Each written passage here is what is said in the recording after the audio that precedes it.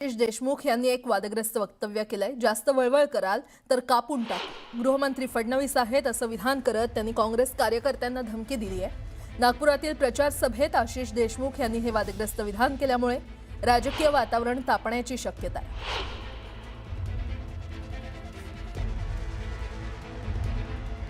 सर्जाला सांगून द्या, मला फलकून टाकील सर्जा तुले अर्धा। हे देवेंद्र फडणवीस साहेबांचं सरकार आहे। गृहमंत्री मुख्यमंत्री नागपुरातले आहे। जास्ती वळवळ केली तर फलकून टाकू तुले अर्धा।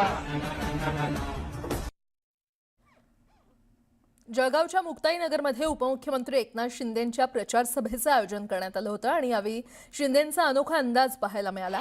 शायरीच्या माध्यमातून त्यांनी त्यांचं विकासाचं विजन सांगितलंय, तर शायरीच्या माध्यमातून विरोधकांवर त्यांनी जोरदार टीका देखील केली आहे। पाहूयात। मैं करता हूं कमिटमेंट, मेरा काम है परमानेंट, मेरा विजन सिर्फ डेवलपमेंट है, डेवलपमेंट।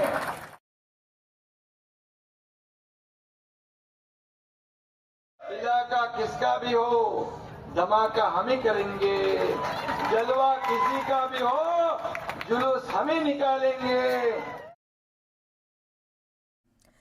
पुन्हा एकदा बातम्या पाहणार आहोत वेगवान स्वरूपात।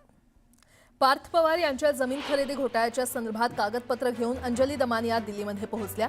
2 दिवसात केंद्रीय गृहमंत्री अमित शहांनी वेळ न दिल्यास त्यांच्या घरासमोर कागदपत्र ठेवून मुंबईला परतणार असल्याचं दमानिया यांनी म्हटलंय। त्यानंतर मुंबई उच्च न्यायालयामध्ये याचिका दाखल करणार असल्याचंही त्यांनी म्हटलं। त्रिभाषा समिती आज मुंबईकरांशी संवाद साधणार आहे। 3 भाषा पहिलीपासून शिकवल्या जाव्यात अथवा नाही याबाबत त्रिभाषा समिती नागरिकांची मतं जाणून घेणार आहे। MMR रिजनमधील नागरिकांचं म्हणणं ऑनलाईन पद्धतीनं ऐकून त्रिभाषा समिती 3ऱ्या भाषेसंदर्भात धोरण निश्चित करणार आहे। भिवंडी निजामपूर महानगरपालिकेच्या मुख्यालयाच्या इमारतीवरील महानगर या नावातील र हा शब्द हरवल्यानं, र हे अक्षर खरं तर हरवल्यानं महानगरचे महानग झाल्याच्या घटनेला तब्बल 2 महिने होत आले, तरी पालिका प्रशासन लक्ष देत नसल्याची बातमी न्यूज 18 लोकमतनं दाखवली होती। न्यूज 18 लोकमतच्या बातमीनंतर पालिका प्रशासनाला जाग आली असून मुख्यालयाच्या फलकावरील महानग हा शब्द दुरुस्त करून महानगर करण्यात आलाय। वायू प्रदूषणाला कारणीभूत 53 बांधकामांना मुंबई पालिकेकडून नोटीस बजावण्यात आली आहे। काम थांबवण्याचे निर्देश अतिरिक्त महानगरपालिका आयुक्तांनी दिलेले आहे। बांधकामस्थळी वायू गुणवत्ता निर्देशांक संयंत्र बंद असल्यास सक्त कारवाई करण्याचा इशारा देखील देण्यात आला आहे। कुणाल कामरानं RSS संदर्भात आक्षेपार्ह टी-शर्ट घालत एक्सवर पोस्ट केल्यानं नवीन वाद निर्माण झालाय। कॉमेडियन कुणाल कामरा पुन्हा एकदा सोशल मीडियावरील पोस्टमुळे वादाच्या भोवऱ्यात सापडलाय। दरम्यान कुणाल कामरा विरोधात गणेशपेठ पोलीस ठाण्यात तक्रार दाखल करण्यात आली आहे। काँग्रेसनं दलित आणि मुस्लिमांना फसवलं असा आरोप मंत्री संजय शिरसाट यांनी पाथरी येथील सभेतून केला। आगामी स्थानिक स्वराज्य संस्था निवडणुकांमध्ये शिवसेनेला मतदान करण्याचं आवाहन शिरसाट यांनी मतदारांना केलंय। जळगावच्या नशिराबादमध्ये मंत्री गिरीश महाजनांनी शक्ती प्रदर्शन केलं। भाजप सेना युतीच्या उमेदवारांसाठी महाजन यांनी रोड शो काढला। ढोल ताशांच्या गजरात कार्यकर्त्यांनी मोठ्या संख्येनं या रोड शोमध्ये सहभाग घेतला। 17 नागरिकांचा बळी घेणाऱ्या घाटकोपर होर्डिंग दुर्घटनेनंतर 18 महिन्यांनी अखेर मुंबई महानगरपालिकेनं नवं जाहिरात धोरण जाहीर केलंय। त्यानुसार इमारतींच्या छतावर नव्यानं कोणत्याही प्रकारचे होर्डिंग्स लावण्यास परवानगी दिली जाणार नाही। सर्व प्रकारचे जाहिरात फलक होर्डिंग लावण्यासाठी महापालिकेची लेखी परवानगी बंधनकारक करण्यात आली आहे।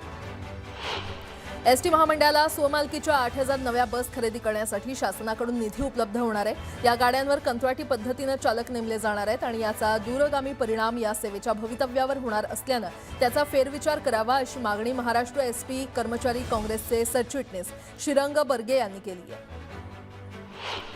वाढत्या हवा प्रदूषणाला आळा घालण्यासाठी मुंबई महापालिकेच्या भरारी पथकानं 53 बांधकामांना काम थांबवण्याची नोटीस बजावली आहे। त्यात जी दक्षिण विभागाच्या सिद्धार्थनगर परिसरातील 17, ई विभागाच्या माझगाव परिसरातील 5, पी उत्तर विभागातील मालाड परिसरातील 31 बांधकामांचा समावेश आहे। बांधकाम स्थळांच्या ठिकाणचं प्रदूषण मोजणारे 117 सेन्सर्स बंद असल्याचं निष्पन्न झालंय।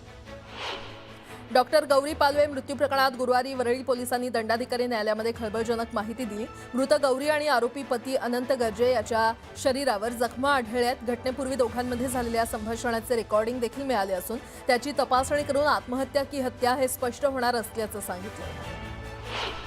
पुणे जिल्ह्यामधील खेड तालुक्यातील खरपुडी गावामधील आंबे ओहळ या वस्तीवरील शेतकरी ज्ञानेश्वर तनपुरे यांच्या घरात बिबट्यानं झडप घेतल्याची घटना घडली आहे। शेतकरी तनपुरेंनी प्रसंगावधान राखत आडाओरड केल्यानं मोठा अनर्थ टळला।